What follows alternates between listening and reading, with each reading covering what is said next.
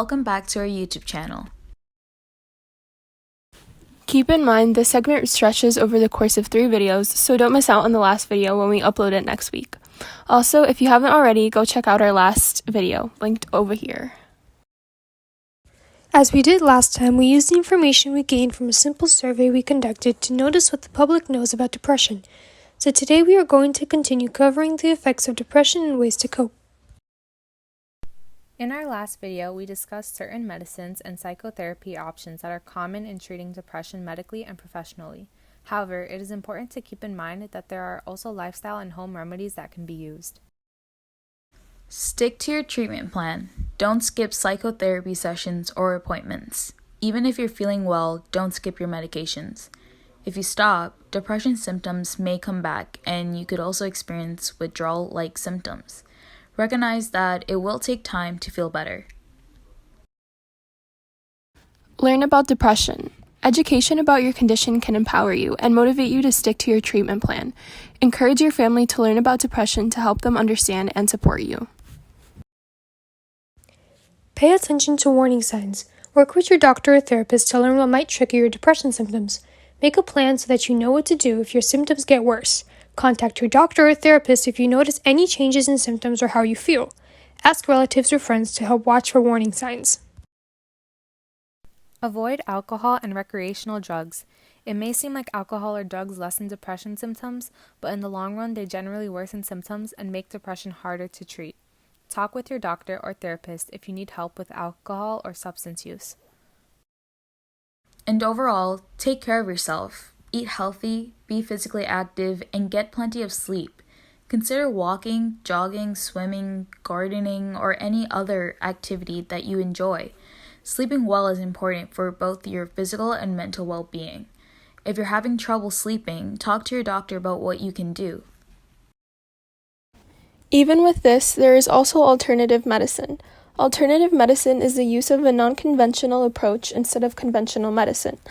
Complementary medicine is a non-conventional approach used along with conventional medicine, sometimes called integrative medicine.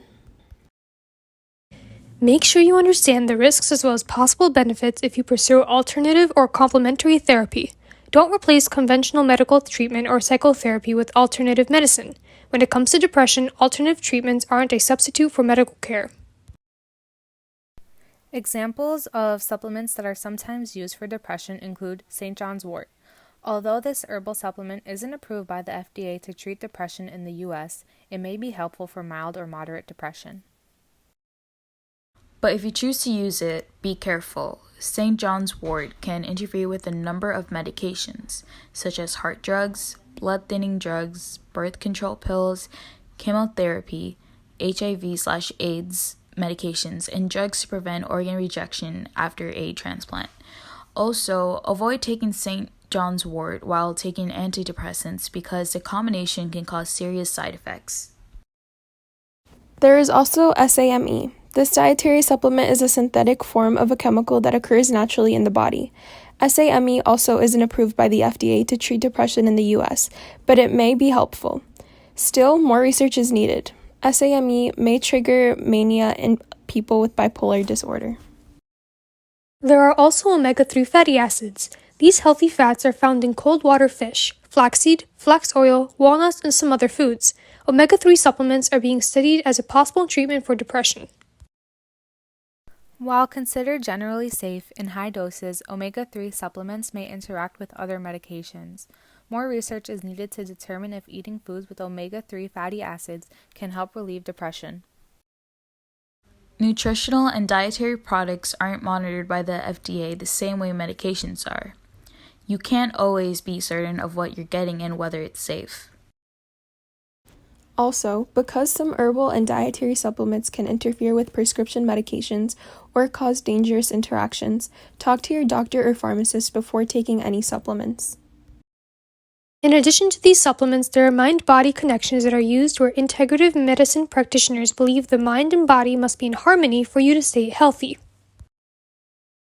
Examples of mind-body techniques that may be helpful for depression include acupuncture, relaxation techniques such as yoga or tai chi, meditation, guided imagery, massage therapy, music, or art therapy. spirituality, and aerobic exercise. Relying solely on these therapies is generally not enough to treat depression. They may be helpful when used in addition in medication and psychotherapy. With coping and support, talk with your doctor or therapist about improving your coping skills and try these tips. Simplify your life. Cut back on obligations when possible and set reasonable goals for yourself. Give yourself permission to do less when you feel down. Write in a journal. Journaling as part of your treatment may improve mood by allowing you to express pain, anger, fear, or other emotions. Read reputable self-help books and websites. Your doctor or therapist may be able to recommend books or websites to read.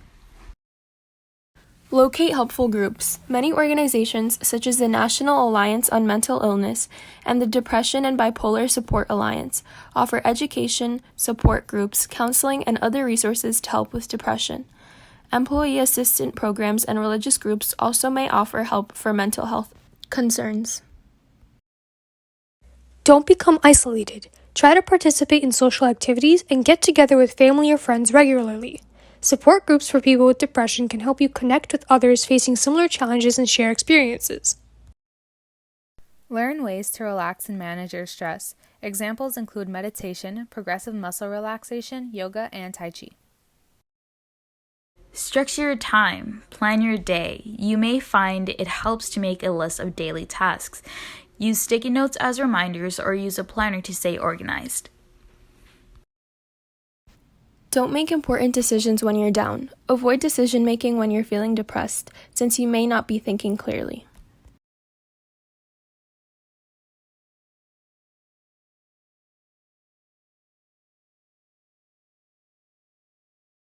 In general, it is important to take that first step and make an appointment with a primary care doctor, or a doctor may refer you to a mental health professional.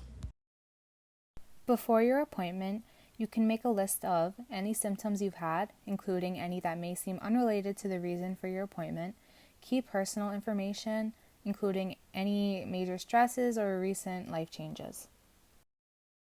All medications, vitamins, or other supplements that you're taking, including dosages, and questions to ask your doctor or mental health professional. Take a family member or friend along, if possible, to help you remember all of the information provided during the appointment. Overall, it is seen that depression is an issue that must be taken seriously. Without proper precautions, there is a chance for more detrimental consequences that are life-threatening. If you want to learn more about depression disorders and what is more on the fundamental level, we will have more statistics and websites linked in a blog post on our website. We will also be posting another video next week going more in depth about this issue. Please remember that we are not professionals, and if you are dealing with an anxiety disorder or any other mental illnesses, please seek an adult or physician to confide in. You can also call the suicide hotline at 1-800-273-8255. Don't be afraid to speak up.